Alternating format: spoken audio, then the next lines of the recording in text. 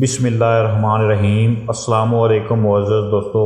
خلیفہ ہارون رشید اور ملکہ زبیدہ کے دو بیٹے تھے، امین اور مامون۔ ملکہ زبیدہ کو امین جبکہ خلیفہ مامون کو زیادہ عزیز رکھتے تھے۔ ملکہ اکثر و بیشتر خلیفہ سے یہ شکایت کرتی رہتی تھی کہ آپ مامون کو زیادہ عزیز رکھتے ہیں جبکہ امین خوبصورت اور شائستہ طبیعت کا مالک ہے۔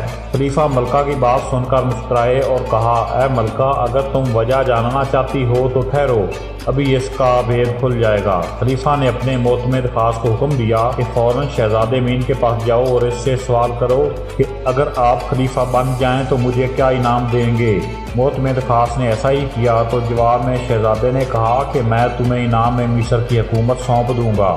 معتمد خاص نے سارا ماجرا خلیفہ اور ملکہ کو کہہ سنایا۔ اب خلیفہ نے حکم دیا کہ اب تم شہزادے مامون کے پاس جاؤ اور یہی سوال کرو۔ معتمد خاص شہزادے مامون کے پاس گیا اور سوال دہرایا کہ شہزادے، اگر آپ خلیفہ بن جائیں تو مجھے کیا انعام دیں گے۔ شہزادہ مامون اس وقت کچھ لکھنے میں مشغول تھا۔ روشنائی کی دوات اس کے سامنے دری تھی۔ شہزادے نے یہ بات سنی تو وہ غصے سے لال پیلا ہو گیا۔ اس نے روشنائی کی دوات اٹھائی اور وزیر کے منہ پر دے ماری اور کہا، او بدبخت، تو مجھ سے میرے باپ کی موت کی بات کرتا ہے، خدا نہ کرے میں ان کے بعد بھی زندہ رہوں۔ وزیر نے یہ سارا واقعہ جا کر خلیفہ اور ملکہ زبیدہ کے گوش گزار کیا۔ خلیفہ ہارون رشید نے ملکہ زبیدہ سے کہا، ملکہ عالیہ، اب آپ کیا کہتی ہیں؟ ملکہ زبیدہ نے شرمندگی سے سر جھکا لیا کیونکہ سب کچھ اس کے سامنے واضح ہو چکا تھا۔